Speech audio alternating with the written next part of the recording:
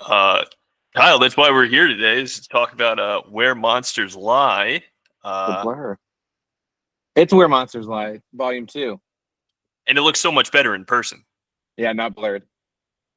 Oh, Before we you get guys see there, though, blurred I out. was hoping to talk maybe about, since it's a comic book, maybe we could talk about your origin story as it Sure. pertains to horror and to comics. What was the first movie you remember being like scared of as a kid?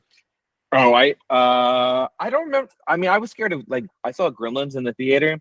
I saw when after I saw Gremlins in the theater, I was very scared of cupboards because they're popping out of cupboards through the whole thing.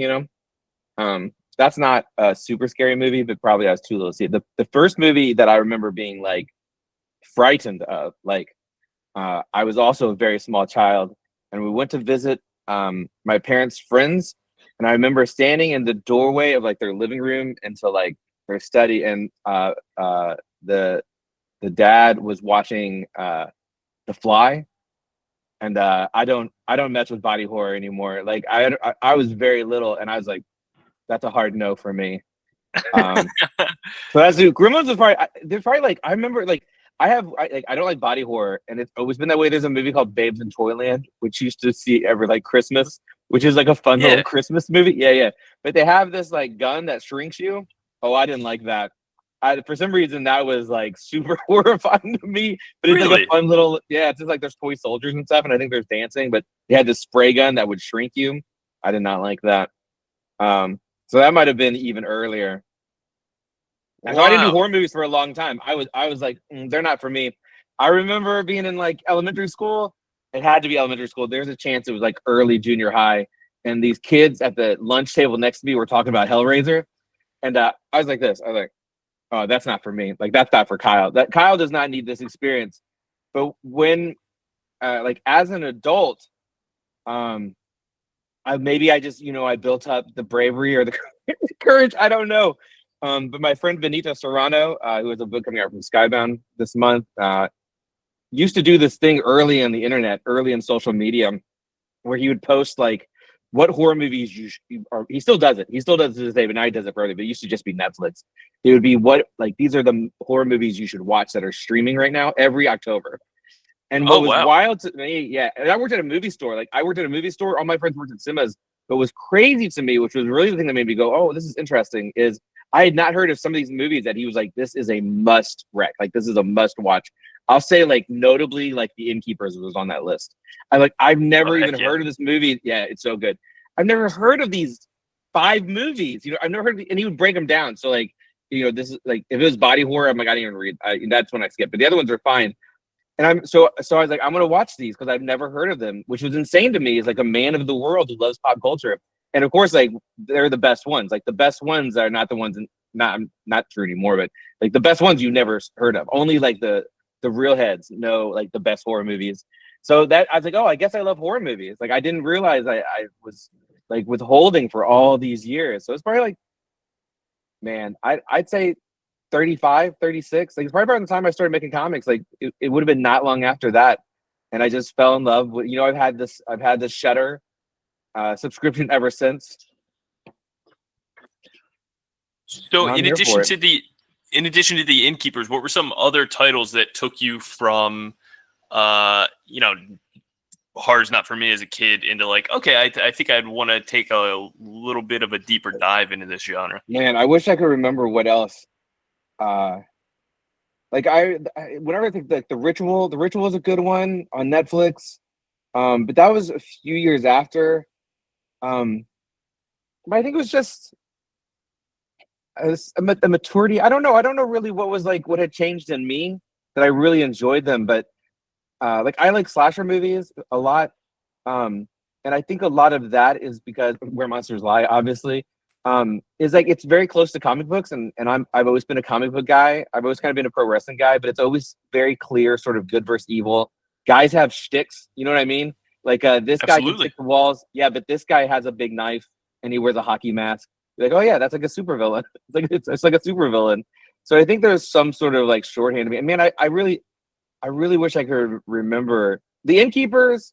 House Arrest is that what it's called? House Arrest, the British one where uh she's trapped inside the house. Man, I'll have to look I'm into it. so bad. I'm so bad at remembering uh and doing lists and stuff like that. It's not a part of me. But it was like I mean, Innkeeper is the one I remember like super. And then it was like oh, see, you put me on the spot. I look like a fool. I just want to point out No, in the no, no, back no. of That was my fault. That's my in bad the for back putting you in the in the hot back seat. of no, I'm never prepared for it. I don't, and I should always be like I never know what people are saying, but I don't like I'm very short memoried now, and I've found like the magic of that is that I used to not be able to. I can now rewatch movies I like, and I'm watching them again for the first time, and it's made That's my life awesome. better. It's made my life so much better. But I sometimes like people like will like I'm like, oh, I don't remember that. Am I getting dementia? It's like, no, I like not having like having like this Rolodex of information stored. But I was gonna say, they did give me time for Where Monsters Lie Volume 2. I have like a list of the horror comedies like you should watch. There's like 20 movies that are in the back. That's right. So I had time to come up with that because I do have a soft spot for horror comedies, and often horror comedies are like, are they horror or are they comedy anyway? Yeah, I'm bad at that, man. I wish I could remember. And here's the thing: like, I think I made a list. Like, if you told me you're gonna ask me this question, I could be like, no, I have them. I wrote them all down like years ago because I was like, these were the good ones. But I'll tell you, like, the Innkeepers is always the one I think of because it was unlike if you've only ever seen Friday the 13th and Nightmare on Elm Street, like the most Ghoulies. If you've only seen the most generic horror movies, seeing stuff like that that's like not. I don't want to say artful though they are, but it's just like, oh, this is really clever and smart, and it's not just jump scares and loud music, and that's what was opened up to me, and just like a whole world of like now I watch so much, it's like I can't even keep track of what I watch. I also have to make notes. I have to make notes for that stuff too. Oh, he's an old man with dementia. That's scary. The the term like elevated gets bandied about quite a bit, but I feel like that's a little reductive of some of the other titles that don't get that label because like by comparison, if one thing's elevated, something else must be base, and I don't think that's the case at all. I think everything's has art to it. So they do got to come up with a better maybe like art house Yeah, but leaning it's not horror quite. movies or something.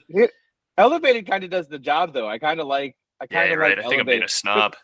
because I think if you go, I'm gonna say, what's one that was. Mm, if here's the thing about horror is that if I go, oh, that wasn't very good, it's like, oh, well, that's like the baseline, and it still was pretty good because it's a horror movie. Like, let's say those Yeah, are the baseline. I'm trying to think when I saw that, I was like, that's kind of mid. But I always kind of enjoy them, even the ones that are kind of mid, like do all the things you want a horror movie to do. So it's like they're either bad, outright bad, and that's rare. But when they're bad, they're bad. We all know what I'm talking about. And then there's just sort of like this is your average. But I think like, and again, I'm just gonna keep saying Innkeeper. I just watched Strange Darling, like on the plane from London here, and I like that was love a movie. Strange Darling. Yeah, like that was a movie. That's the type of thing. It's like, oh, I didn't know what was about to happen to me. And like I go, or Barbarian. I had no idea what I was walking into with Barbarian. I avoided all spoilers for both those movies. And I don't think even if you knew what happened in those movies, like the twist in Strange Darling is not surprising. It's not shocking. It's just a really well told movie. Um, I don't think it lessens those movies if you knew what happened. But I was unprepared for how well made they were and just how intricate the storytelling was. And that type of thing, I go, holy smokes! I didn't know horror movies did this. I thought they just had chains come out of people's butts and stuff. They just like they just threw people into like syringe pits or whatever. I agree with you, and but I also agree that like any movie where a guy's got a chainsaw is better than any movie where a guy doesn't have a chainsaw. hundred The percent. worst horror movie, I'd rather watch it than whatever Oscar bait is Yeah, in the theaters. I I say that too, but also with age, like, and I'm old now. Is like I don't seek art. I just want to be entertained. Like I already have enough going on, and I think horror is one of the genres like that's always the goal. It always like when people are like, oh, it's a genre movie. It's like I guess horror is a genre in that regards. Like it's not. And I'm like, I don't know. They're always fun. I'm here for it. It's like it's the one genre that's always fun, even if it's dark and upsetting. You're like, well, that was fun though. Yeah, yeah, and if it's new and innovative, it's great for that. Or if it's familiar, there's comfort and it feels like maybe like campfire tale, so a story we've heard time and time again. This guy chasing that girl. It's a Classic. and I'm grateful for everything in between. So while while I accidentally put you in the hot spot about I know those horror movies, it makes me so one dumb. I know I one of the things I was most excited to talk to you about was this list of horror comedies that you have in the back of Okay, Cull-De-Sac. You know, yeah, where am I as if supposed? the book itself, the story itself, I'll look at it real isn't quick. uh enough What I put to, in it? Good. you know, Good. the story's worth the price of admission, but then you get this bonus and this great list at the end. I was just wondering, what do you think is the number one, like, oh, this hit the balance, this is this perfected the Oh, formula. for horror comedy, Yeah, my immediate response is Evil Dead 2. My immediate response is Evil Dead 2. hell yeah. Yeah, like Army of Darkness is maybe not scary. It's more humor than scary, but also more action. Mhm. Um, that's really up there. I would say, and I don't think I rank. I know I don't. Like my personal favorite, which is like a goat movie to me, like a top five personal movie we'll watch anytime is Tremors, which I think Ooh, is definitely. both. Especially like the first 20 minutes of Tremors is really scary. Um, those two are probably the goat. It's whenever you have these conversations, like it's always a very fine line because it's like almost like Freddy's hilarious. Like Freddy's always Definitely. funny, but like I wouldn't call those horror comedies. You know what I mean? Like I wouldn't call like a Arnold Schwarzenegger like early '90s, 80s movie an action comedy, right? But he's always very No, but he's funny in those quipping. too. Yeah. Yeah, yeah. Yeah. So like I wouldn't put like things like that, but the thing with like I talk about this a lot, especially with my writing, because I think people like, oh, it's comedy. I'm like, I guess it is. I mean, this is a humorous book. This is a comedy book, but it's also to me, it's like it's got everything you want in it. But I always try to put everything in because I think the best things always have a little drama. Like they're exciting, they're upsetting, there's drama, they're scary. It does everything. They're a little charming, they're a little funny. So it's always like oh, I was thinking like, what's the funniest thing? It's like Arnold Schwarzenegger in Commando. Like he's got 3 bits where he's hilarious, and somehow that's funnier to me than like a Fairley Brothers movie or whatever, you know. Um, so yeah, I would say those two do it very. Evil Dead 2 is scary, and like that it's hard to find ones Absolutely. that do like that. Absolutely do like 100% both. Um, I know one of the things I have in there is Deadstream, which is a new movie, which would be on that list. It'd be on that list of things like, oh, you haven't seen Deadstream? It'd be like, I never heard of Deadstream. It's like, oh, you don't have a Shudder? You don't have a Shutter subscription? You haven't seen Tricky. Deadstream? But like that's a very funny movie that I think has some like very strong like spooks in it. Um, my wife's about to walk in, so we're here dogs. I'm trying to think what else I had on the list. Dude, Evil Dead's like a goat for doing both. Oh, Uh, Housebound is I have right here. Not House of Arrest. It's called Housebound. It's on here. That's the movie. oh, okay. Uh, some of these are stretches. Like American Werewolf in London is a horror movie, but it has some funny bits in it. You know what I mean? But like, I wouldn't think of that as a Yeah. horror comedy. I wouldn't file that in a horror comedy, but it does have some very funny bits in it.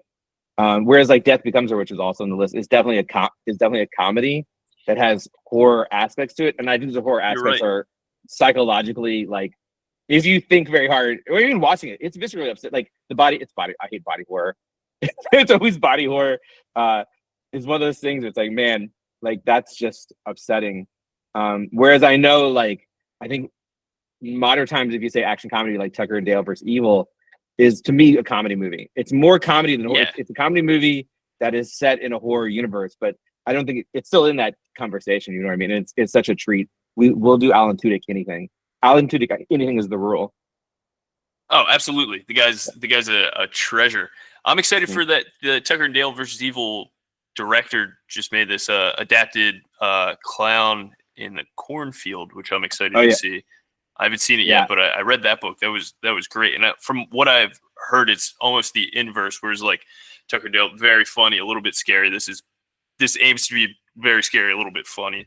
But it, yeah, it is funny how, yeah, I agree with you that Evil Dead is the perfect it is as scary as it is funny, and the laughs are bigger because of how scary it is, and the scares are scarier because of how funny it is. They complement yeah, each other instead of, I think there's a lot of movies that like I'm not invested in Shaun of the Dead scaring me because it's so funny. yeah. It's too You know, funny. I don't think I even have Shaun of the. I don't think I even have Shaun of the Dead No, on no, the no. list. That's But like, I love Edgar Wright's probably my favorite. I like that's a that's a comedy. It's not it's not ever scary. There's not a moment in when you're scared Yeah, I you're don't right. think. No, I don't think you're scared. Maybe like the bar at the end with the other, but I don't know. Even when that guy gets torn apart, like the classic Romero torn apart, it's like I don't know. It's still kind of funny. That would be on the list though. If you were going to do a list, you'd have to put Shaun the Dead. But it's like it's not scary enough. I want the ones that were a little bit scary.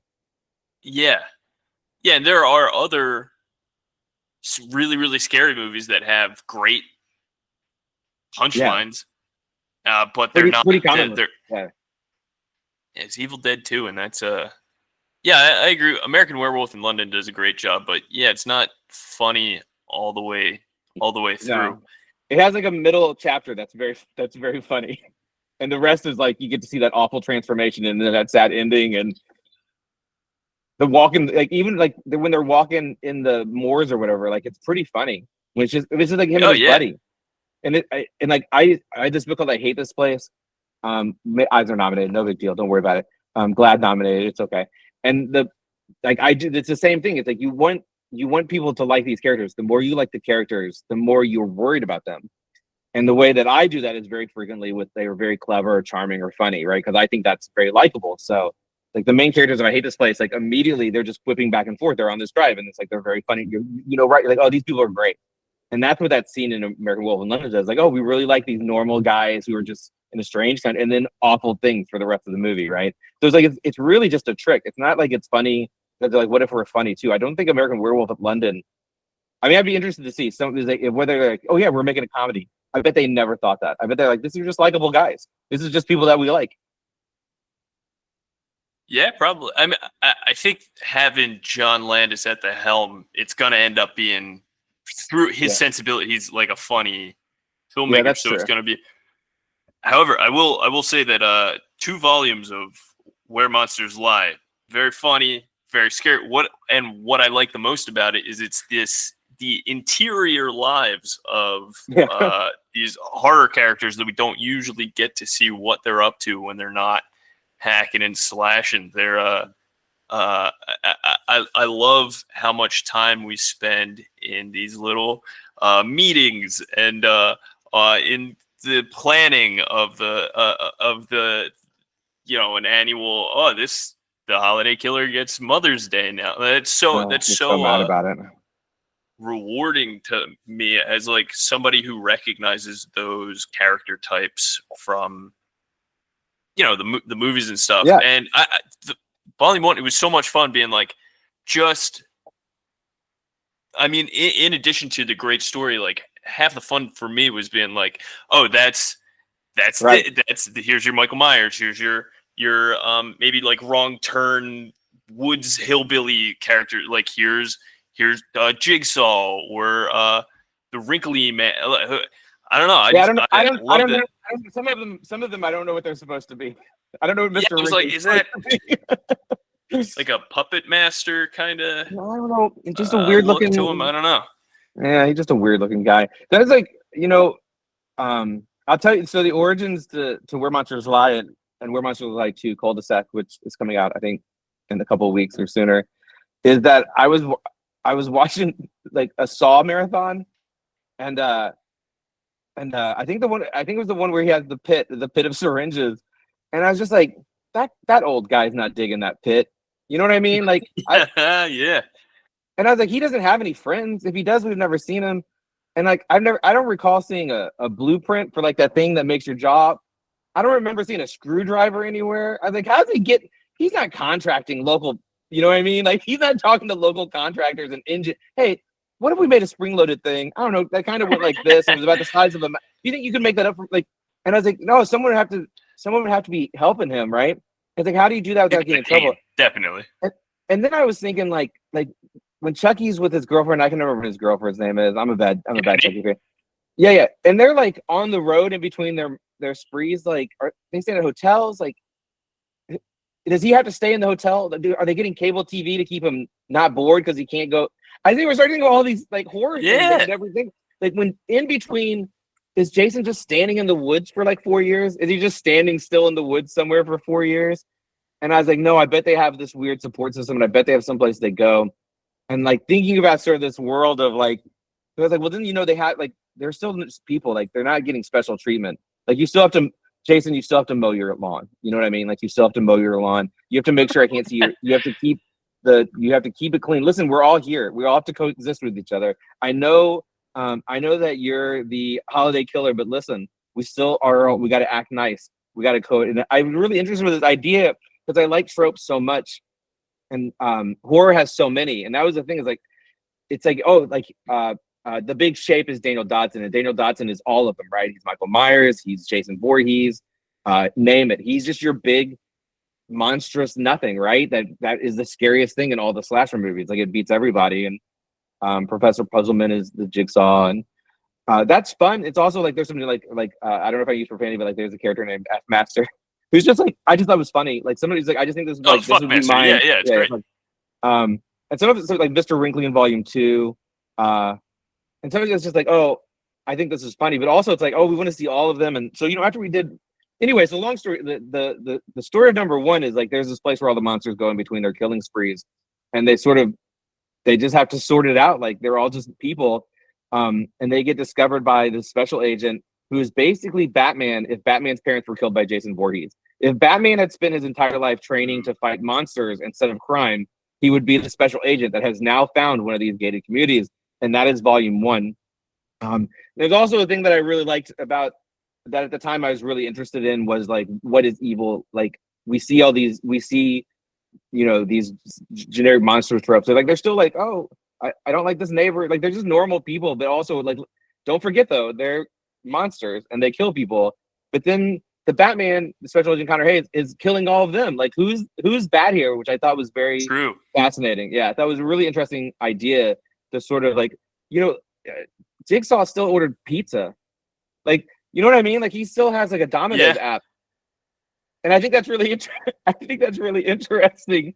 Like that type of thing I think is really interesting, but also like they're evil. Like even though he likes the same pizza as you, he's still evil. Like he's full evil. So to have sort of like this 2-hour, which is, I think they're both about you look at them, they're one series of days, basically. They happen all at once.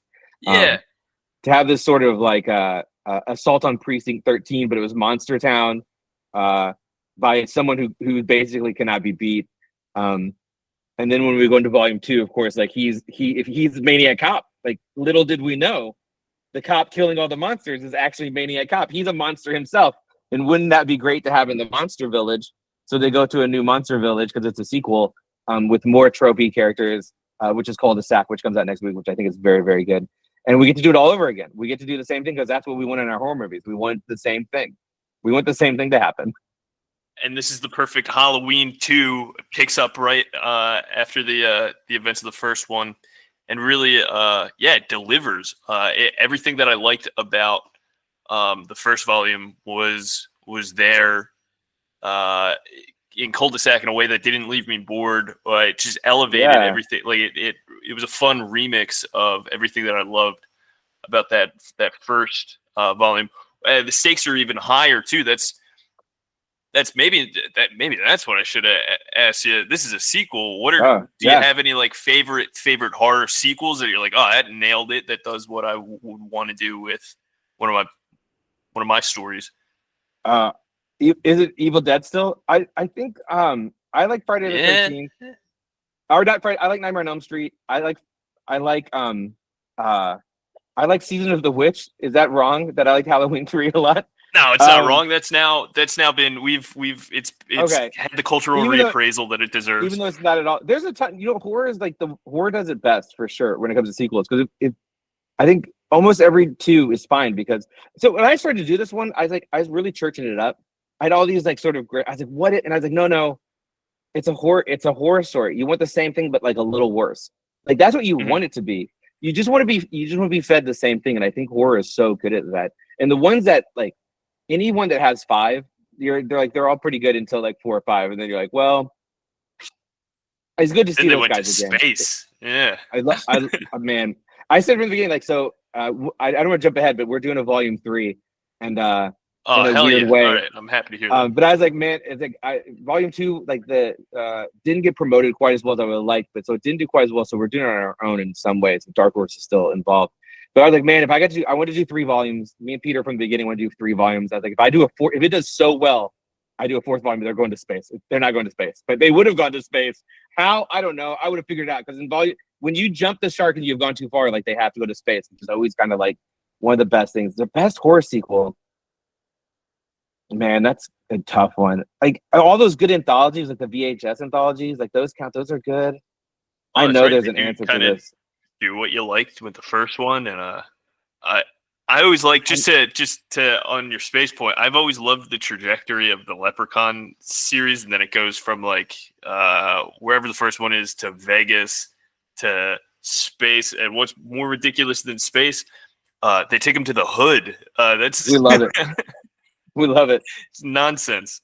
Man, I'm so bad at this. I think horror. So I know there's an answer. This is the thing is like I know there's an answer, and I'm so upset that I don't know the answer because I know there's objectively a correct answer. I don't think there's. Evil Dead's got 2 baller sequels, like 2 just Yeah, A plus, and they're nothing. It's the same. Like they're the same, but they're different. Each one's the same, but they're different. Like that's smart. But it's also like all like the reason why all those horror franchises are able to do those sequels because they have such a good character, right? Terrifier, like that's the newest one, right? Like if it didn't have art, like you wouldn't want that. Like a no, I great wouldn't go central see it. character that is it's just there's something like I want to see them again, and that's why horror is so good at sequels because it's not. It's like we were saying earlier. It's not necessarily about like how frightened am I. But as I go, what's the scary? I think Exorcist is probably. I think you objectively say like that's Yeah, a that's safe great, to say. pretty okay sequels, right? Like they're pretty okay. Like they're all right. Yeah, 3 is Three has is like good, the yeah. best jump scare ever. So Yeah. good sequels. So it's like sequels work for, and it's just like we like to be around these people, which aren't people, they're monsters. It's like we just want to see them begin because Yeah, you could do just a new.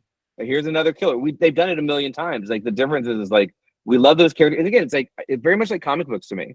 Like we want to read more Captain America. Yeah, we also want more Jason Voorhees. Like did he say something funny? It's like oh no, he didn't do anything. He actually just walks around real slow. But it's like we love him for some reason, and it's like that's an that's what we interesting thing want from about them.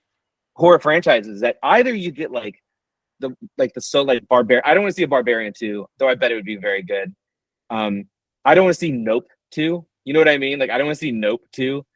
But that's what you have. You either have these sort of brilliant, timeless standalone things, or you get to hang out with this weirdo for like 48 hours, which is great. Yeah, yeah. I kind of I've have this like the Halloween like the costume theory of like tons of movies when I was a kid like your Ace Venturas, your Austin Powers, up to like Sure. Napoleon Dynamite, Borat. There were all these comedy costumes, and then that died. But the movies that still make costumes, they're horror movies like Terrifier. You get to dress up as Art. There's gonna be when Megan 2 comes out. There's gonna be Megan Halloween costumes. Like Megan was so fun. I'm so excited for that new one. So What was what was the little girl vampire movie that just came out? I was going to say Annabelle, but that's not right. But it's a girl's name. It was so good too. She was a It was ballerina, and yeah, it was so good. That's the thing. Like you could see that. You could give me another one of those. You know what I mean? Like I wouldn't be mad to see another one I'd of sign those. up for that. Yeah, but it's like like that's what I love about horror. It's like no, there's just the one, and it's like kind of it's always kind of the same thing. Abigail, yeah, Abigail. I knew it wasn't Annabelle. It's like those Conjuring movies too. Like they're not. Listen, I wouldn't. I know. Listen, I know they got their fans. I wouldn't say like those are great movies, but it's like yeah, I'll hang out with the Warrens again. You know what I mean? Like I'm glad. What are they up to this time? And it's like that's a great thing about horror that I think, and I think for people who are probably a bit more pretentious, they're like, oh, it's just like why would you rehash and revisit? It's like because it's horror, it's fun, and like we're just trying to have fun. And when you find that thing that makes you feel something, they'll go back to it. And I love that, and that's what this is, right? Like this is the only books I've ever thought of past the first volume have been horror books because I was like, there should be you want to spend more time with either these people or this place. And for this, like, I hope that's the case. I hope when a character returns in volume 2 that you go, oh snap, they brought back so and so, and say, oh, it's on now. You know what I mean? Like that's the response you want in your stuff. And yeah, like you see, sequel's the same thing again. And the first thing was good, so we want it again. So same with Where Monsters Live. We did it again. I think it's as good as a very good sequel to a horror movie should be. I think it's a lot of fun. I think the characters are a lot of fun. And we're gonna do one more. Like I said, we're gonna do one more. We'll talk about that later. Oh yeah, give it to me until Connor Hayes dies and the kid with the one arm takes over. Is the that's got to be the. I mean, I'm not telling you what to write, but No, I'm it's, just I've already. be so It's already excited to written. read those. We love Linus. Oh, that's We love awesome. Linus. Yeah. I'm I had a bit excited. originally where Linus's whole thing was going to be he was the luckiest kid in the world. Like he just had more luck. And Oh, that's funny. it didn't make it, but I think you can see through his entire arc, like he's kind of the unluckiest kid in the world. But as you Yeah. go, but in this third volume, we subvert that in a way. So the next volume we subvert in a way that is not adding or subtracting anything. But I think when you see it vocalized to him, like what's happening, you'll go, "Oh, what the hell!" Like, like, oh, it's really interesting. So yeah, I like Linus, and I like whenever people name. I usually get Puzzleman. Like people love to tell me about Puzzleman because Professor Puzzleman. Listen, he's great. We love Puzzleman. He's the number. He's like the breakout character, which is fine. Totally. He's the worst, but that's fine. So it's nice to hear someone say Linus. It's nice to hear someone give Linus a shout out. We love that. We love that for Linus. Poor Linus. He has a rough go, but he's all right. Gotta give it up to Baphomet too. Great. Oh, we love Baphomet. We love Baphomet. That was my year of dogs. Every book I put out that year had a dog in it. So we have to cut back on dogs for a while. Avengers, We probably right? won't. I'm sorry, Marvel's Unleashed. I did Marvel Unleashed. I did Peacemaker Triarsard, where I made a new dog. He's a fancy little man named Bruce Wayne. I did. I actually did a comic called Wild Dog, where it's not about dogs, but he has a dog. He's a DC character, and I did Who Woofs the Wolfman for DC. Everything had a dog in it, and I'm fine with that because I love dogs. And when I tell people this, I always forget Baphomet, who I love because like Baphomet's not in one like a ton, though they serve a very, very important function. So it's like, oh yeah, literally every book I forget about. I was like, where Monsters Like Him with that year? I think I finished I Hate That Place at the beginning, and there's no dogs in that, but there was supposed to be a dog in it. So in my head, like that dog is like, oh yeah, it didn't make the cut. It didn't make the cut. If I had 5 more issues, there would have been a dog. Well, there's a dog in issue 1, but you know what I mean. That doesn't count.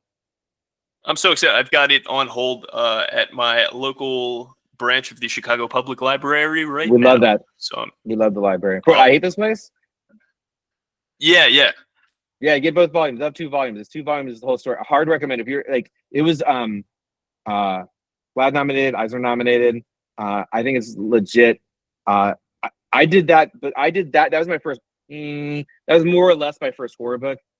Probably the first horror book I did was a book called Old Head that came out from Image, which is very silly. Like it's like all my stuff. Like it's very layered, but it does have monsters in it. It does have a Dracula rep. You know what I mean? But I Hate This Place. I thought I was doing like hard horror. I thought I was doing hard horror, and the pure horror. And it was nominated for best humor publication. So it wasn't as. It's like it's apparently funnier than I thought it was. That's but great. I thought I was doing like this hard horror book, and I did that because of the pandemic, and comedy was sort of getting a bad. My readership wasn't growing, and a couple editors were like, don't do comedy. So I was like, I'll do this book called I Hate This Place, and my thought process was like, one, it was supposed to be an ongoing. It's supposed to just go forever. So I was like, I need something that that the story generator, and that if I can only do one horror book, that I can do every genre I want. So it's this haunted ranch that they're trapped on, but it also has like lights in the skies, like UFOs, and there's a demon, some sort of demonic monster in the woods, and there's these ghosts that are kind of like zombies. There's a slasher guy who's looking for buried treasure. I was able to put everything in. It's like, oh, every 5 issues I can do a different genre. Like this, the nature of this thing that I built. But as it turned out, it wasn't my only horror. I've done a bunch of horror since then. We love doing horror, and we want to keep doing horror. I did Creepshow with Fran DeLand. That was nominated for an Eisner. We then did Pine and Merrimack, which is a cozy detective mystery that turns into a horror. That's the same. It's the same thing. Like 2 very great people that awful things happen to. I'm doing another book with Peter Kowalski that's going to be announced soon with Dark Horse, which is a bloody revenge. I did Those Not Afraid at Dark Horse, which is about 2 serial killers who go into competition to break the state record for murders. Not a comedy, though also kind of funny, kind of funny because it's just like how I did it. But it's they're like, don't do comedy. And I Hate This Place. And I was like, you know what? I like doing comedy. I like doing everything. Like this bloody revenge is not remotely funny. It's not remotely funny. But I had to I'd be like, don't do the thing where people are charming. Because when I do charming people, it's always very funny. Or I humbly say. I think it's very funny. No, I'd agree with you from what I've read Yeah. of your work. So I was like, if I want to do like a horror, you know what I mean? Like I want to do like a horror, it's got to be scary. And it's like, so they're not charming. No one's charming. It's very serious. But it's very hard. But it's like I wanted to do that. I wanted to do a bloody revenge. There hasn't been a good bloody revenge in a while, and I love just like a good like violent, gory murdering.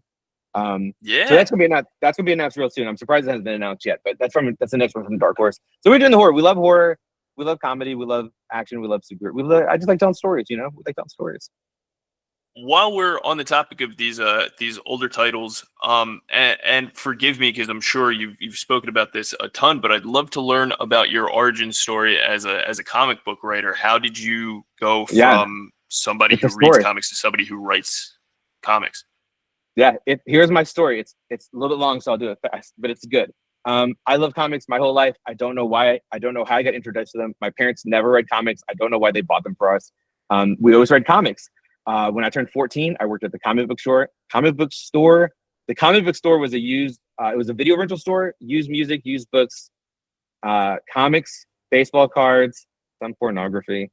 It had like everything. It was just like a cornucopia of pop culture. And we got to read and watch anything we wanted to watch. I loved comics. I was like, I'll draw comics.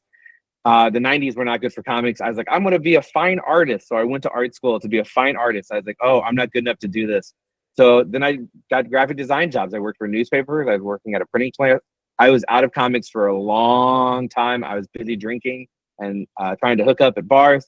I met my wife when I was 28. I think that's right. Anyway, but I hadn't thought about comics for a long time. And when I had my first kid, I was like, oh, my time will never, and she's 17 now. So 17 years ago, I was 31 when she was born. And I was like, oh, I'll never have time again. Because we were pregnant with our next one. I was like, once we have two kids, like, and I made a list of things that I wanted to do before the second kid was born, because I didn't think I'd ever have time for them again. I made a list of 5 things. And number 1 was finish a comic, not make a comic, not, finish a comic. And I started that process. I did 180. Don't do this. It's the wrong way to do it. But I did a 180-page comic called Legend of Ricky Thunder, which I self-published just to do. But I got eyes on it. I didn't promote it. It was just a process. Damn. It was something I was doing for myself, but it was a wrestling comic in a time where there weren't wrestling comics, even on webs, and it was free. And I got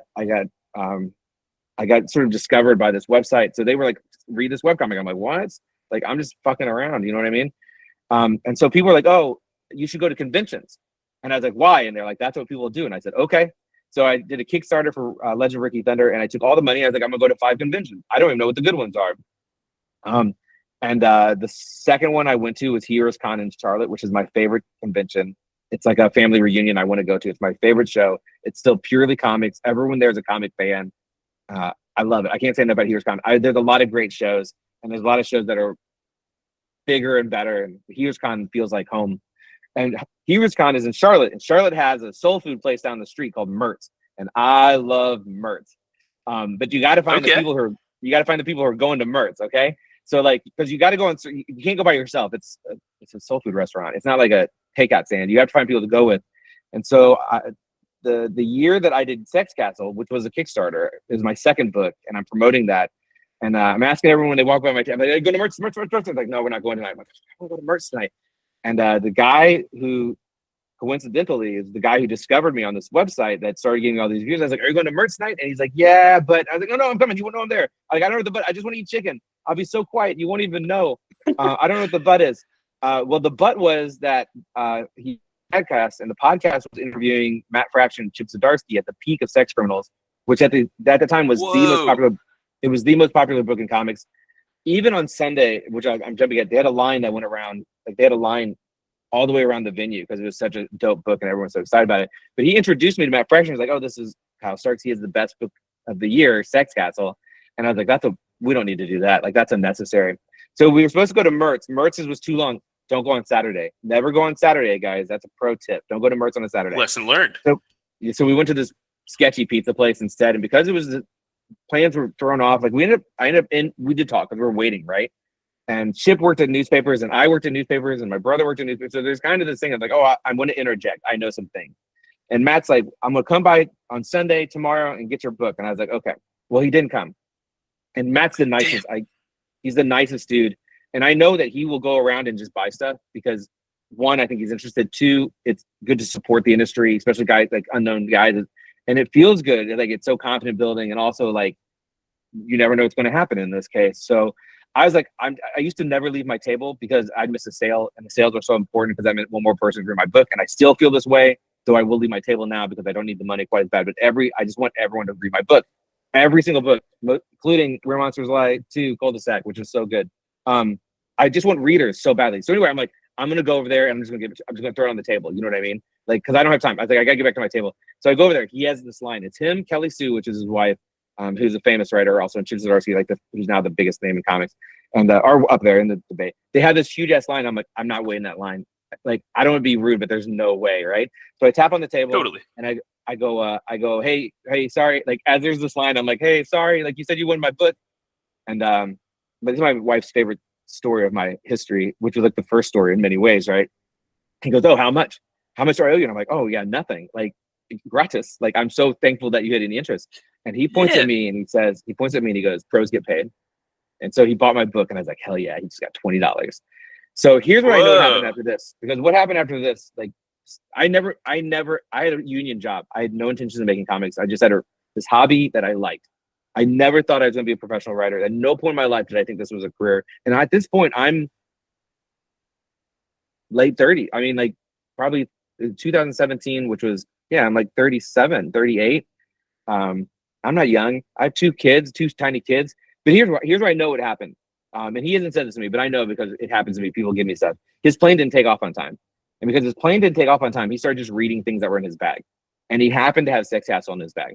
And because I'm almost sure, because the plane didn't take off, because he was bored, he's like, this is great. He started tweeting about it. I sold like 6 books off my store. I was so excited. I was like, thank you so much. I sold 6 books. And he's like, yeah. He's like, do you want to talk to Image? And I was like, I guess I do. Like, I don't know. And because Matt Fraction went to bat with me, they're just like, what do you want to do? And I was like, well, I want to do this book, Sex Castle. So I did this book, Sex Castle. It was nominated for an Eisner, which is, again, the Oscars of comics. It was optioned before it came out. Before it even came out, before it went to print, it was optioned. And that agent contacted me through my store, and I thought it was a joke. I only replied because I was like, what if it's not? And that guy is the best dude. Like, I'm so lucky in that way. I'm lucky over and over and over. Because Sex Castle was nominated for an Eisner because it was funny. Basically, a year or so later, I was given Rick and Morty. Rick and Morty I did for 5 years. Because I did that, it just opened all these other doors. So that weird dinner that didn't work out, like the dinner that didn't go the way it was supposed to, where I was just supposed to be sitting quietly eating chicken, instead started this whole career where it's like, you know what, I'm 3-time Eisner nominated. I just got back from London. I just got flown to London to do a show. It's crazy. It's like a bizarre, crazy That's life amazing. that I never intended, never planned. I was the pure comedy guy. And now it's like I get a little bit of horror guys. I get a little superhero. Like I'm getting to the point where they're letting me stretch a little bit, which we love. Yeah, that's my origin story, man. I think it's a pretty good one. I think it's an okay story. Yeah, it certainly inspired the hell out of me. That's amazing. So, especially because I love that Hawkeye run that Matt Fraction did. That book's the best. Listen, we could do like a Matt Fraction quick 45 minutes. I think that dude. Let me do 3 quick Matt Fraction things. One, his Iron Man run is the reason why there was an Iron Man movie. My name is Kyle Starks, and I worked at a comic book shop, and no one ever made Iron Man jokes to me. It was not a popular character. It was not a popular character. He was not beloved. And Matt's Iron Man run is so good. It was why they made that movie. I believe that with all my heart. The reason why there's MCU is basically Matt Fraction. 2, Hawkeye's goated. But almost anything he's done is very, very good. I did a book called Barfly, which is a minor threats book, which is Patton Oswalt's sort of superhero universe thing, which is very good if you like meta stuff. If you like Invincible, or you like The Boys or Watchmen, you'd like this. But it's funnier, but it's very character driven. Anyway, I did this book called Barfly, but they didn't start doing this anthology series, which just started. And the first issue is Matt Fraction and Mike Allred. Mike Allred did Madman. He's a goat. They did Fantastic Four together. And this issue is the best single issue of comics I've read in 5 years. And I was like, oh, because Matt went to make movies and TV for a while. He was out of comics where I was like, oh, here's what's wrong with comics for the last 5 years. It's like Matt Fraction wasn't making them. And I believe that with my heart. It's the best single issue I've read in like 5 years. It's a GOAT team. And everyone should be talking about it and they're not. So it's like Matt Fraction, like, he's always been good. He was gone for a while. He's back and it's good again. Now he's gonna be doing Batman. Like, good Matt Fraction, man. What a guy! Whoa, damn! I didn't know that. And legitimately one of the nice, like one of the most, like he didn't have to do any of that for me. Like getting into comics is hard, and I wasn't even trying. And to be like, I'm going to put my my reputation. It's not the Matt Fraction. It's not the Where Monsters Live podcast. It's not. I knew it would happen. Every time I'm on any of these, it turns into Matt Fraction. No, I'm just kidding. He's just the nicest dude. Like you don't have to do that. Like no one has to do that. You know what I mean? Like you never have to be like, I'm gonna put the word in for you. That's hard, man, because it's your reputation. Like, what if I was a dickhead? You know what I mean? What if I wasn't me? I wasn't eager to be good and eager to be professional. And it's like, oh, like what a disappointment that you put your reputation on line for someone who was an asshole. But so shout out to Matt Fraction for being one of the literal all-time greats and for helping out an old man. I was pretty old then.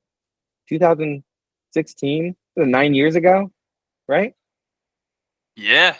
Yeah, I was 39. We're both getting up there in age, Kyle. Yeah, I'm getting towards 50. I think I'm ahead of you. But I was like 39. So basically, I mean, I was working in factories, and then all of a sudden, like, look where I am now, like in a blurred out basement. Don't worry about that. Don't worry about that part. But like, haven't noticed any of the Funko Pops as they've there's blurred no Funko when your Pops. head moves. No, there is some Funko Pops, but they were collectible items given to me by Funko themselves. Yeah. Anyways, they did. Yeah, they're the Rick and Morty. Like they gave them to me at New York Comic Con or whatever. Oh, that's sweet. Yeah. So they just sit there. And I don't know if it's like a Marcus Smart statuette because we love Marcus Smart with basketball stuff. So yeah, that's my origin story, man. I think it's a good one. I think it's a good origin story. We like to have a good one. That's amazing. Did you ever get out to Chicago C2E2? Yeah, I've done it almost every year. I was in Chicago 4 times last year, or the year before. I think I skipped last year. The year before, I did Free Comic Book Day at Challengers. I did the ALA, which is the American Library Association. I did C2E2, and I did something else in Chicago. And that was when the road had that construction where there's traffic jams every single day for 45 minutes. Yeah. That I hated. It was a nightmare. So I did C2E2 this year. I like C2E2. It's one of my favorites. I love Challengers in Chicago. That's probably my favorite store. Pat and Dollar, probably my favorite comic store runners. They're great. We love Chicago. I'm in Indiana, so I'm not far away. Oh, okay, awesome. The reason that I brought it up is I think I think Patton Oswalt was there promoting his From the World Minors, and he was supposed to. I worked with Sven Gulli, the horror host on TV, and they were supposed to make it happen with an interview. Sven was supposed to, and then something they met. They were, they had a conversation, and then Pat got pulled somewhere else, and it didn't happen. But I was like, had I known you back, we could have done this in real life at Chicago C2E2. Yeah. Anyway, I was just in London. I was just in London with Patton. We love Patton. Yeah, he's good. I'm going to London in July. My fiance is from Oxford, so I'll be over that way. Have you been before? I was there during the pandemic. I was there for like 6 months, so nothing was really open. I got to get to some comic book stores in London. Gosh, what's it called? Gosh Comic, that's a good one. That's right. I passed by it, and I was like, "This is awesome." But it's closed because it's the peak of the pandemic. But I'll have to get there this time. Thank you for the recommendation. Thank you again for sharing that origin story. That's definitely heartened me. And I was thinking like, I'm not part of the industry at this point. Must be too late. But sounds like luck strike. All I need to do is ground some airplanes and that'll be make sure flights delayed on these posts and somebody might read a book. Yeah, you never know, right? What a great cosmic coincidence that and I'm sure he would have gotten to it after he landed. But who knows? That's maybe. Yeah, you never know. Yeah, to be trapped though, you have nothing better to do than to do some tweeting, Yeah. I think O'Hare, that might be the place to bank on people not taking off on time. I should just pedal it directly at O'Hare. People, probably. Yeah, I need to get Americans just to hand it out. Oh my gosh, that makes so much. If you like it, buy it, they'll say, and they're stuck with it. So Well, they'd be lucky to be stuck with a book like Where Monsters Lie, Volume Yeah, 2, Where Monsters Cull-De-Sac. Lie, Cull-De-Sac, coming out June something. Uh, So I don't know. So real quick, so we're gonna do volume 3. This is I think I mentioned this briefly on one of their podcasts, but we're getting closer. So I don't be like, ooh, you got the scoop. It's breaking news. It's the scoop. But this is the scoop. We are doing a volume 3. hell yeah. We're gonna do Okay. volume 3. It's gonna be a 48-page one shot. We're gonna do it as a Kickstarter. It's gonna be August of this year. We're gonna have like catch ups with PDFs and stuff like that, so people haven't read 1 or 2, though they should go read them now. I'm telling you, they're so good. If you like horror movies, if you like slasher movies, even if you don't like comic books, I think you'll like these. I say that sincerely. It's about, gated community for slasher monsters is where they go. Volume 1, they get discovered. Volume 2, now the secret agent is inside of another gated community. Like, will he join? Will he not join? What's going to happen? Volume 3, we're going to wrap it up. The artists and I just love these characters. We love this world. So we're going to do one more. It's going to be called Dead End. It's Where Monsters Land, Where Monsters Lie, Dead End. It's going to be Kickstarter in August. 48 pages. We're gonna do you always try to figure out like fun little things. I think I'm gonna do like patches that are the Wellhurst, which is the main gated community, like HOA. So you get like a patch that says you're in the HOA. Oh, it's so fun. Yeah, little stuff like that to try to make it fun. We're gonna be doing original art. We do cheap original art, and the industry, the comic industry is weird, but like sequential storytelling is very popular. Webtoons, manga. There's something about the industry right now that's a little unsettling. So Kickstarter is a really viable way to do it. If you don't follow me, I'm the Kyle Starks on all social medias. I don't talk a lot. I do a lot of promotion, I guess. I think it's really good. I've already written it. Like there's certain books I write and they're a fight. Like I'm in a very privileged place where I get to only really do what I want to do to date. So far, like I've never like had to make myself, but sometimes it's like, oh, they're kind of like trying to figure out how the character gets from point A to point B. It's kind of a pain in the butt. But all 3 of these Where Monsters Lie, I don't remember writing them, and that's like the experience you want. Wow. Like, oh, I just had so much fun. The characters lead you. I mean, I say that, and I hate when people say that. I knew what the story was going to be, but the characters were so good as I in the moment. They're additive. Any of that weird like back and forth like quirky stuff that you see in the books is like I didn't plan any of that. That's just like, and that's the most fun stuff to write is when Frank the Clown hates sitting next to Fuckmaster, and they're like, there's not assigned seats, you can sit wherever you want to sit. Like that type of stuff is so much fun for me to make, and I don't remember like suffering through the process of any of them. And I think if you like 1, you're gonna like 2, which comes out next week. Everyone liked 1. It's sold out. Issue 1, volume 1, every issue sold out. So clearly it was popular. Clearly people liked it. I think it was nominated for a Bram Stoker Award. I think I was nominated for a Bram Stoker Award too. I think that was Where Monsters Lie. That's pretty good. So we're gonna do a little Kickstarter action. And I think if the Kickstarter goes well, there's talk that they might do an omnibus down the line that would collect everything in one awesome. cool new edition. But we got to get that Kickstarter successful because I got to pay Peter and Vlad and the letter. I have to pay everybody out of pocket. So fingers crossed. But we're very excited about it because we love Where Monsters Lie. It's one of my favorite things I've ever done. And I've done a lot. I've done a lot of stuff, and I like most of it. I like almost all of it, honestly. Like, I don't think I have a dog yet. I do, but I won't say their names. Better to let the reader have their own opinion. A couple that were, but that's like 3 out of like 30. You know what I mean? Like I've done pretty good. That's awesome. What a track record. Yeah, we'll take it.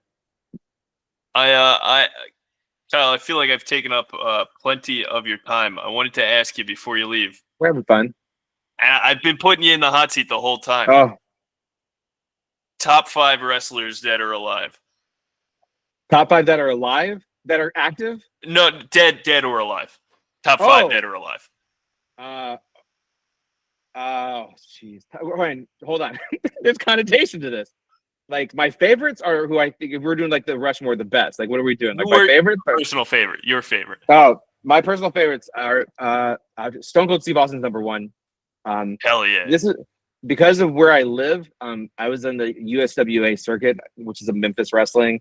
Jerry Lawler is a sentimental favorite, though we don't need to talk about any. If you talk about a wrestler as a human being, it changes the context of everything. Yeah. It's just Mick Foley up at the Memphis. Dude, Mankind is. If he's not in top, I'm doing it. If he's not in the top 5, he's going to be very close. But I'm going to go with sort of Anyway, so Jerry Lawler, because he was the king of Memphis wrestling, and the heroic arc of that guy, like, is Oh, of unbelievable. Like, it's course. just unbelievable. And he threw fire at people. Like, that's cool as hell. Hey Kyle, why didn't he just take that strap down at the beginning of every match? Well, it's just like Hulk Hogan and hulking up, right? Like, the thing is, like, you have to wait for the right moment before you can. You can't. You have a pool that you draw from. You know what I mean? And you leave a little bit there just in case in reserve. Hit it right away. Wrap it up early. What do you? No, because it's just like the Hulk up. It's like, and here's the thing: the Hulk up, which I'm tangenting, but the Hulk up, which is when you start no selling. Like, only a few people have been granted that in wrestling, and it's like Hulk Hogan, Jerry Lawler, Goldberg. You know, it's a very small list of guys who can start no selling things. It's a little bit more now. You see a little bit more in modern wrestling, but like Jerry Lawler got to do the Hogan stuff, which is like, next level. We don't talk about him either because we're talking about awful people. All right, so Stone Cold, Jerry Lawler, those are probably my 1-2 just because of how good. I think Stone Cold's the GOAT. Of course. And then I will go. I freaking love D'Lo Brown. It just is what it is. Hell yeah. I love Penta. I've always loved Penta since Lucha Underground. I love Penta, and I'm gonna say this is the same thing where it's like I know I'm leaving someone off. I'm gonna say Shinsuke. The last several years of Shinsuke have been very upsetting. So maybe Bailey, because I really like Bailey too. I love Bailey. Good long careers. CM Punk's probably on there because I'm a good Midwest boy. Mick Foley's up there. The Rock. There's some guys that like I never like my favorite to be like the best. You know what I mean? Like, I like the ones who, yeah. So it's like, listen, if we were doing a Mount Rushmore, it'd be different. Though Stone Cold still's on, he's on every list. But it's like I always like I like a D'Lo Brown. Like, who do I like? Right? I mean, I love Penta's. I love Orange Cassidy. Anyone who came out of Chikara, like anyone who came out of Chikara wrestling, I love. Which is like Eddie Kingston. I love Eddie Kingston and Orange Cassidy and Chuck Taylor, and I love all those guys. So it's always like my favorite's never the most popular. It's never the most popular guy. Who I like a lot right now, and he's been my favorite indie guy, and I was like, why wouldn't someone sign him? He's my favorite indie guy because we watched MLW just to watch this guy. Is Jacob Fatu. I'm so glad to see that dude. Him and Penta to go to the big skate, to see them, like, people are like, because so often you see dudes they show up like, and you go, oh, you guys know, like, if you watch any of his matches prior to today, you'd be like, that was dope. It's like now they're in this different world. It's like, will they get the chance? Chelsea Green's the presentation, yeah. They've done it a bunch of times. Like, I think Ray Phoenix is in trouble, and that dude's probably one of the most exciting wrestlers on the planet, just because they didn't do what he didn't have his Penta intro. Like, the intro is so important, right? And whenever someone leaves NXT, I get like very anxious. Oh, you know who I like a lot? I like Sami Zayn a lot. I loved El Generico so much. I love Sami Zayn still. I could do this for a very long time. I really like wrestling. I'm actually working on a wrestling comic right now too. Nice. That hopefully comes out in the next year. It's not less that I'm writing and drawing, and that's always fun to do. But yeah, we love basketball. We love Spookies. I like all television. I like everything. But comedies aren't what they used to be. Like, comedy is more like, to me, like sitcoms and like all those guys you listed earlier. Like, it's not quite that anymore. So I can't say I love comedies like I used to, because I used to watch everything, like anything I'd watch. And that's like Marx Brothers to The Jerk to the Farrelly Brothers. And we love wrestles. We love the wrestles right now. I wish I had more time in my life, because I have IWTV. I don't get to watch enough of that. And it's like, well, oh wow, there's AEW, New Japan. There's so many things. It's like I just don't have enough time in my life. But I think NXT is killing it right now. That's the last thing I'll say about wrestling. I think NXT is great right now. My favorite. I'll have to tune in. I've been sticking to the big, SmackDown, Raw, and AEW. Dude, I'll tell you. Here's the thing about NXT. Again, here's the thing about NXT. Yes, it is. NXT is shorter than those. Also, every character on the show gets a story, which is very Attitude Era, Vince Russo storytelling, and that's what I want. I love to watch a 5-star performance. Don't get me wrong, but I want the stories. Give me the stories. And NXT is like every character gets a story, and it feels like you're watching a high school performance in that. Not that it's bad. Okay, it can be. But everyone's trying so hard. Everyone's trying so hard. And it still does everything I want wrestling to do, which is like everyone who comes out has a story. Or they're about to enter a story. You know what I mean? And the big ones, sometimes that gets lost, or sometimes they just stop telling that character's story, or they don't get 3 weeks. They don't get enough window to try to present themselves. Whereas I think NXT does a very good job of like, well, let them keep going. You know what I mean? Like, let them, yeah. let them keep go out there and see if they can figure it out. And it's like I love that. And it's like you see everyone's trying and everyone's learning. So you're not as harsh on them. You know what I mean? Like you're not as harsh on them. And when the stars come out, like the stars are big, they'll bring down like Ilya Dragunov being on NXT is crazy because he was a goat totally. before he got there. Yeah, it's just like they'll bring in these guys. When Baron Corbin was there, they do things like that, and you go, oh, these guys get to look great for a little bit because they've done it. Like they figured out how to get that next level, but they get to shine here, but not just shine. Like they get to help these kids out. So you look great. You get to help these kids out. We love seeing the kids. Anyway, Where Monsters Lie comes out June something. It's so good. Get both of them, everybody. Yeah. We love it. Hey, I'm the Kyle Starks on all social media. I love all the things I said. This was a great time. I'm glad you had me on here. I'm glad you went to talk about Where Monsters Lie. I'm glad you read it. I'm glad you're using your library. You don't have to buy it, guys. Go to your library, order it. That means they bought it for you. If they don't have it, they'll buy it for you, and we like that too. Where Monsters Lie 2, Cull-De-Sac. Do you know when it comes out? June 17th? I don't know. Something. I've already read it, so yeah, June something. Check it out, everybody. Hey, thanks for having me, man. I really appreciate it. These are all things such a pleasure. About. I'd be so excited to talk to you for Volume 3. Yeah, I'm gonna find those other movies. Housebound and Innkeepers were two of them, but there was others. I was like, these are so good. I'm gonna send them to you. I believe. Well, the both volumes led me to believe like this is a horror scholar. This guy knows his stuff. So that a brain fart's a brain fart. And I'm just dumb. That. Yeah, I'm just dumb. I think it's all osmosis. I think a lot of people do this. Not probably you or I. Where it's like they just watch horror movies in October, and I don't do that. I do go hard in October. October is a month of celebration where I will catch up on stuff like that I just haven't seen yet. You know what I mean? But at this point, like I'm not gonna say I've seen everything, but it's the Shudder stuff. Like that's what you're seeking out. Strange Darling, I've been waiting to see. There's another one that just dropped. I want to see Megan 2. You know what I mean? Like there's so much horror, there's so much of it that it is like October is great, but it's like I'm watching them all year. Like if someone's like this was good and it's somewhere I can see easily, I'm on it so hard. We love the horror movies. They're always fun. And I'm very opinionated, and that's either good or bad. Who knows? They're always good, though. It's good to have opinions. They're always good. I think sometimes just like, why do they do this? Oh, you know what was great? Have you seen Sinners yet? Jesus. Sinners was so good. You can't beat it. Here's me nitpicking greatness. I was like, I hate how the vampires jump. Like that was my thing. I was like, why do they jump like it's an 80s? It's like an 80s movie. It's like a weird slow. Bit Lost Boys kind of. Yeah, it's that weird, and they jump real slow. It's like, why they jump? He's still gravity. Like gravity still applies, right? Like it should be fat. I don't know. Anyway, that was why nitpick it? But I have opinions. I'm like, why they jump like that? Great movie, perfect movie. Why they jump like that? Yeah, it'll take you out of it, but it's still it only happens twice. Good one. I'll tell you what, Kyle. This new Final Destination worth seeing. Is it?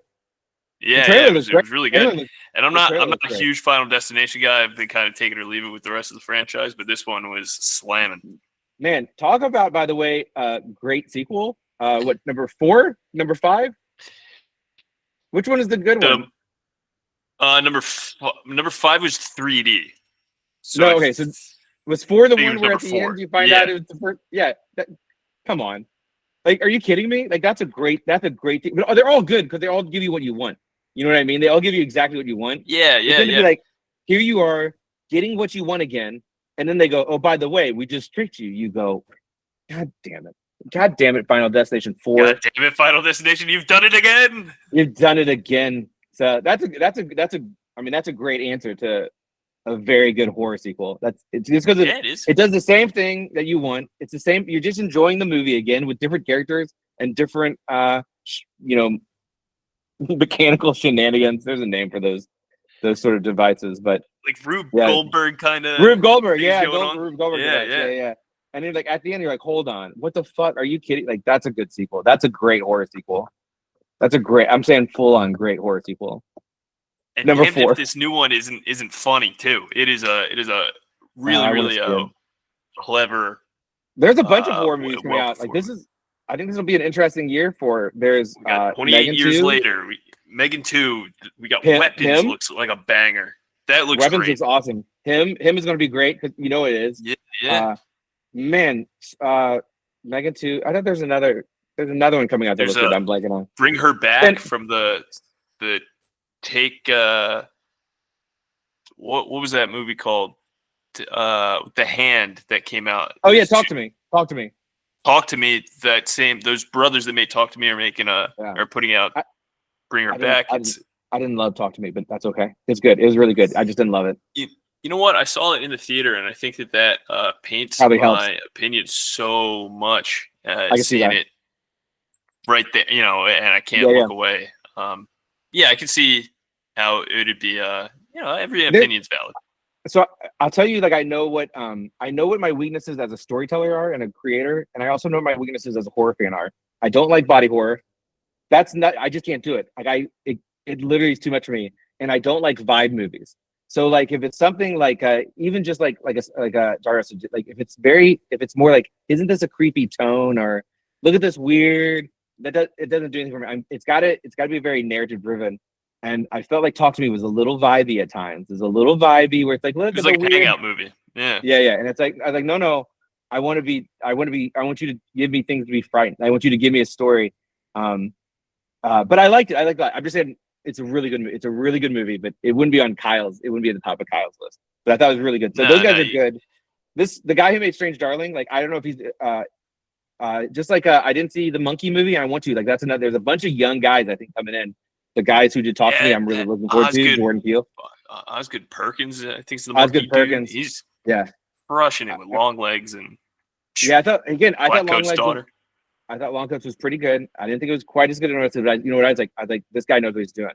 I want to see the next one. I didn't get to see the Monkey because I haven't been. This will be the first year I go to the movie theater more than once since the pandemic. I'm gonna go a bunch because there's so many of these good horror movies. I got to see him. I want to see Weapons. Yeah, I want to see Weapons really bad. I want to see Megan too, honestly. Yeah, to the cinema, AMC something. Yeah, I gotta get that Blue Ribbon or whatever it's called. They got some sort of weekly pass. I gotta get in on it. Anyway, man, sorry, I got distracted. Wrestling, we love it all. Thanks for having me, man. It's been a really good time. It's been my pleasure, Kyle. I'm so excited for other fans to get to read Volume 2, and I'm really excited for Volume 3 to hit the shelves when it does. So thank you very much for your time. Where Monsters Lie, Cull-De-Sac. Yay! June something. We're doing Thanks again, Kyle. Thanks, buddy. Just like that, we're done. All right.